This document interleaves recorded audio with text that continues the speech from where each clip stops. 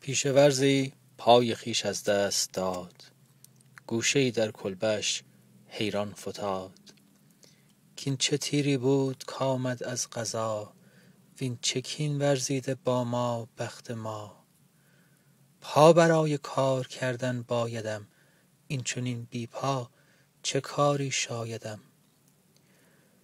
تا مرا از زندگی در خاطر است، کار بر پا کردم با زور دست. در همین افکار بود آن بینوا، یادش آمد داستانی آشنا. دوستی بشنیده بود از دلبری، گفته بود از قول شخص دیگری. در فلان کوچه در آن شهر فلان، دردمندی بود از همسایگان. غده‌ای بدخیم بود اندر سرش، یا به معده یا که جای دیگرش. هر طبیبی رفت کرد او را جواب، هر امیدی بست نقشی شد بر آب.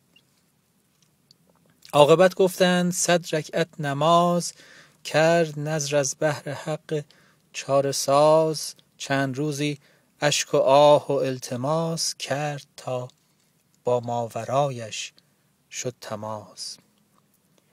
چشم حزن آلوده را بر او بدوخت، تا دل یزدان به احوالش بسوخت.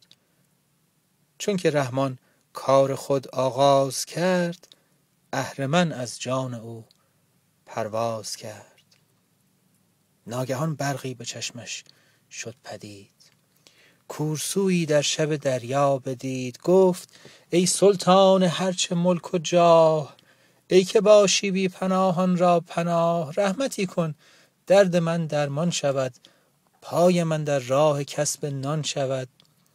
معجزی فرما که چون گل در چمن، روید از زانو به پایین پای من. هم تو فرمودی بروید شاخسار، بر تن خشک درختان در بهار. هم تو بر ما آفریدی دست و پای، این زمان پاسخ بده بر این دعای.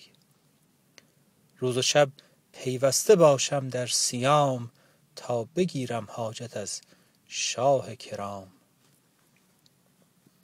روزها می رفت و شبها بی امان، تیره بخت آخر تهی شد از توان.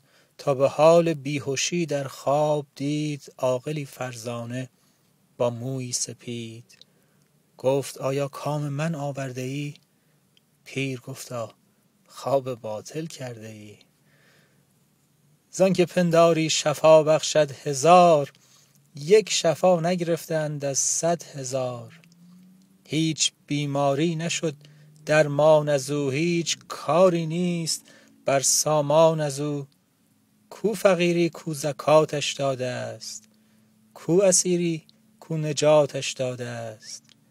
تشنه ها از مرد و زن از پیر و خرد، مردند و کس از او آبی نخورد.